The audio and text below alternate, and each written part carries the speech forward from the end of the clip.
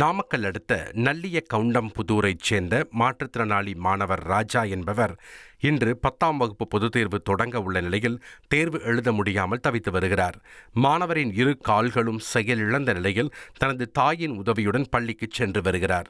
இந்நிலையில் 3 கிலோமீட்டர் தூரத்தில் உள்ள தேர்வு மையத்திற்கு பழைய சைக்கிளை தள்ளிச் செல்ல ஆஸ்துமா நோயால் பாதிக்கப்பட்ட தனது தாயால் முடியாததால் மாணவர் தேர்வு எழுத முடியாத நிலை ஏற்பட்டுள்ளது.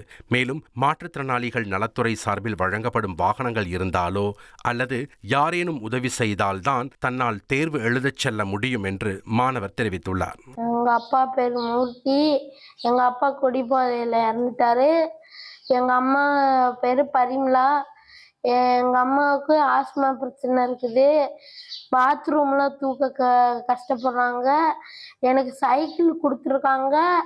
அதுல அம்மா தள்ளிட்டு போனாதான் போக முடியும். அவ்வளவு தூரம் போக முடியாது. எனக்கு பேட்டரி வச்ச வீல் சேர் கொடுக்கணும். எக்ஸாம் ஸ்டார்ட் ஆயிடுச்சு. நல்லிப்பாளையம் போகணும். 3 கிலோமீட்டரு. அங்க பரீட்சைக்கு யாராவது உதவி செஞ்சாதான் போக முடியும். 1,27,00,000 மனங்களை வென்ற தந்தி டிவி யூடியூப் சேனல். தவிர்க்க முடியாத தம்ப்நெயில்ஸ், கலக்கலான கான்டென்ட்ஸ். நீங்களும் இந்த குடும்பத்தில் இணைய இப்பவே சப்ஸ்கிரைப் பண்ணுங்க.